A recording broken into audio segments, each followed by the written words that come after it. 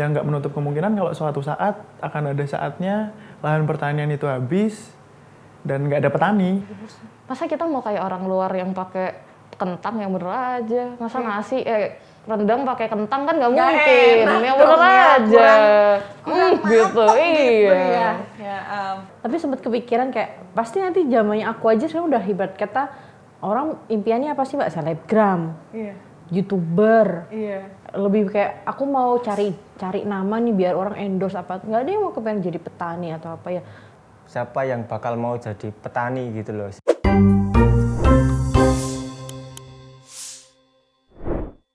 Pernah nggak kamu bayangin gimana kalau Indonesia nggak ada lagi petani? Enggak. Indonesia kan? Wah gila sih itu pasti. Nggak pernah sih, nggak pernah bayangin. Pernah karena efek film. Enggak setuju dan enggak akan pernah bayangin itu. Pasti pernah. Jadi apa ya? Orang makan apa ya? Jangan nanti nasi kita masa diimpor juga. Impor semua nanti, paling kayak Singapura. Semua mahal. Indonesia itu kan negara agraris gitu. Jadi aku belum pernah bayangin kalau petani nggak ada di Indonesia. Sedih nggak sih? Padahal kan Indonesia tuh luas banget gitu kan. SDA-nya tuh banyak gitu kan, sayang banget anak muda zaman sekarang kan lebihnya ke teknologi dibanding alamnya, padahal kan sebenarnya bisa ke alam sih. Film-film Hollywood itu kadang menggambarkan, itu fiksi, menggambarkan kehidupan ini yang penuh dengan mesin, kehidupan ini yang udah nggak lagi hijau gitu kan. Bayangin aja ngeri banget. Pernah banget ngebayangin. Sampai aku tuh kan, aku kan kuliah film. Jadi semester 3 itu semester 2 aku disuruh bikin cerita kan. Terus aku mikir gini, karena sebelumnya jangankan petani atau bahan makanan ya, kayak air aja di tempatku di Batam sendiri itu tahun 2040 air di Batam tuh udah nggak bersih. Diambil dari kampungku. Jadi tahun 2040 tuh air minum, air mandi semuanya diambil dari kampungku. Udah dari situ tuh aku berpikir bikin cerita kan, kayak gimana nih kalau misal makanan tuh udah nggak ada di dunia ini lagi.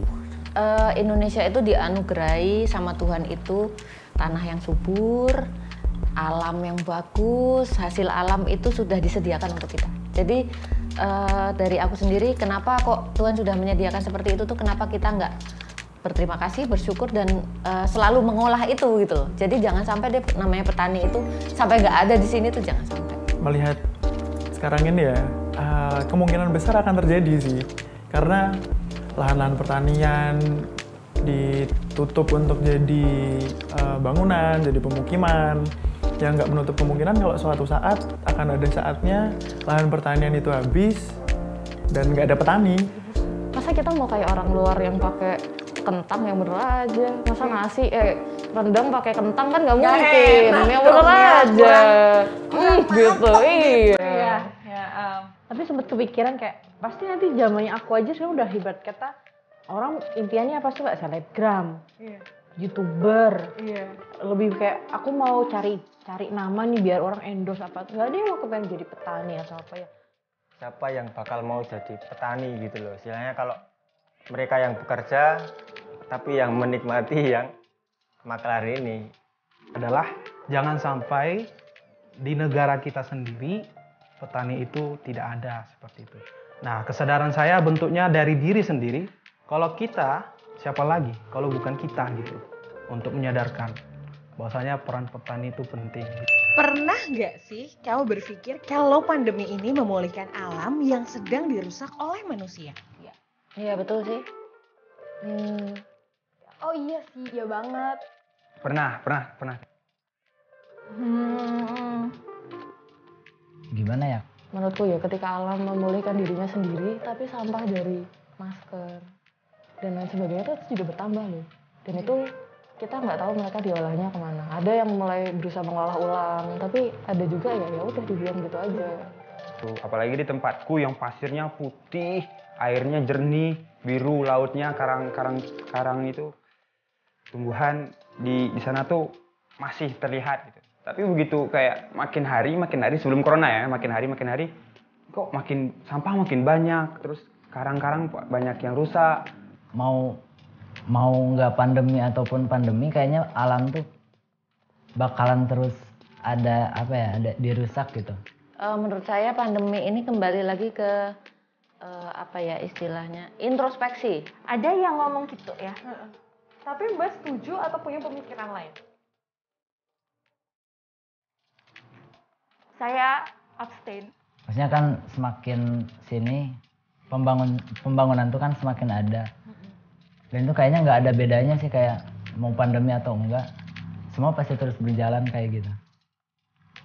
Kalau dibilang pandemi untuk saat ini selama 2 tahun, efek yang ditimbulkan itu bisa jadi ini untuk memulihkan ekosistem bisa.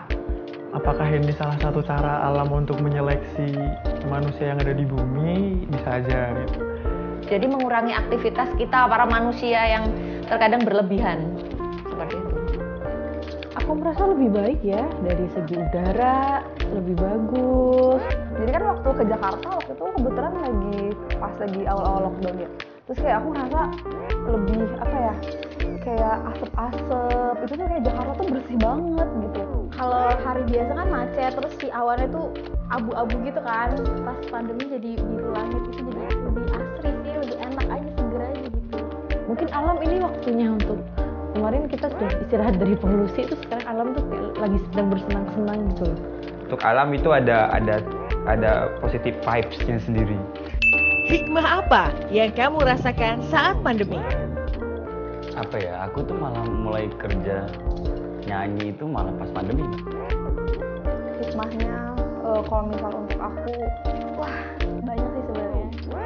Lebih kedekatan antara keluarga sih, lebih keluarga. Jadi jarang main, jarang nongkrong. Jadi lebih banyak waktu untuk keluarga dan untuk melakukan aktivitas itu lebih banyak di rumah. Ternyata di rumah tuh banyak yang bisa dilakuin ya.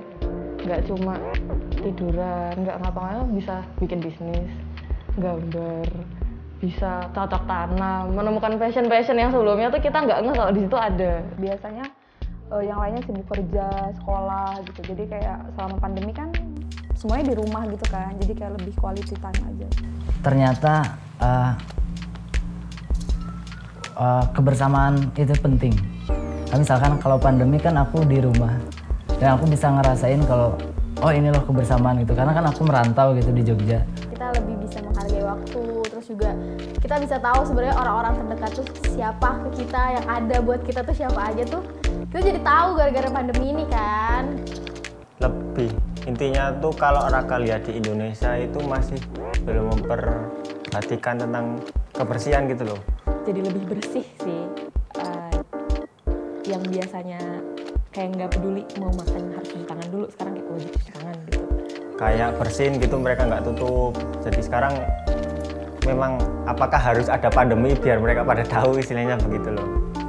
Kemudian mengurangi bahan bakar kendaraan. Oh iya. Ya itu bagus buat kita karena lebih hemat, bagus juga buat bumi ya. Iya benar setuju. Hikmah yang saya dapat bahwasanya kita harus lebih menguatkan rasa sabar terhadap pandemi seperti ini karena kita nggak tahu gitu loh, dan kita mau nyalakan siapa gitu. Saya lebih bisa mengeksplor diri lebih dalam lagi karena kan banyak waktu untuk sendiri, banyak waktu untuk merenung, banyak waktu untuk meditasi, untuk lebih memahami diri sendiri tuh sebenarnya kamu tuh inginnya apa sih gitu. Terus ke depan kamu mau ngapa, jadi perenungan. Jadi aku ada rest juga, istirahat sebentar, kita renungin dulu apa yang udah lakukan, apa yang akan dilakukan, dan kita coba untuk mencari tetap berpikir, karena kan ya aku dalam dunia kesenian terus berpikir ya gimana nih caranya nih kita membuat satu hal karya yang mau nggak mau ya emang harus beradaptasi dengan pandemi. Dan kalau untuk dampak ke bidang usaha bisnis, karena usaha saya basisnya online, jadi dan orang-orang banyak yang di rumah, kan otomatis mereka akan stick sama gadget mereka. Jadi kemungkinan untuk usaha saya lebih berkembang lagi sangat besar. Jadi ya ada negatif ada positifnya lah gitu. Gitu. Apa nanti kalau misal pandemi udah selesai, apa mereka bakal lupa? Nah, itu yang sebenarnya di Indonesia tuh masih sedikit kesadarannya gitu. Jadi kayak banyak banget hikmahnya dari corona ini gitu. Cuman waktu kita buat menikmati yang sekarang belum punya, social distancing. Artinya ya kembali kepada diri sendiri. Bagaimana kita menyikapin pandemi ini secara rasionalkah, secara emosionalkah, dan lain sebagainya. Tapi yang terpenting poinnya adalah kita harus bersabar. Bahwasanya harapan kedepannya ya pandemi ini selesai seperti itu. Pertanian, peternakan, dan perikanan menjadi industri yang paling bertahan, bahkan grafiknya naik pada saat pandemi. Kira-kira alasannya apa ya? Pertanian, peternakan, dan perikanan jadi lebih. Ya karena nggak mungkin kena dampak deh sama pandemi menurutku. Itu adalah sesuatu yang istilahnya demand-nya atau apa? Permintaannya itu nggak akan pernah berhenti. Bener. Sama semua orang butuh makan. Karena mereka banyak yang di rumah, terus otomatis lebih banyak. Malah kayaknya tambah naik gak sih? Apalagi pas di kemarin lockdown kan orang-orang di rumah pada nyetok-nyetok kayak gitu. Lagi orang-orang di rumah kan pada kayak, oh bosan, ngapain ya? Makan, ya kan? Pada akhirnya orang di rumah akan membutuhkan makanan. Manusia kan tetap makan, dan makan itu kan dari hasil Pertanian, peternakan, segala macam, itu hasilnya itu bisa maksimal, bisa didistribusikan kepada masyarakat. Sandang, pangan, papan. Sandang kan pakaian, pangan makanan, papan itu tempat. Mungkin ada di tiga itu karena orang lain itu membutuhkan itu gitu.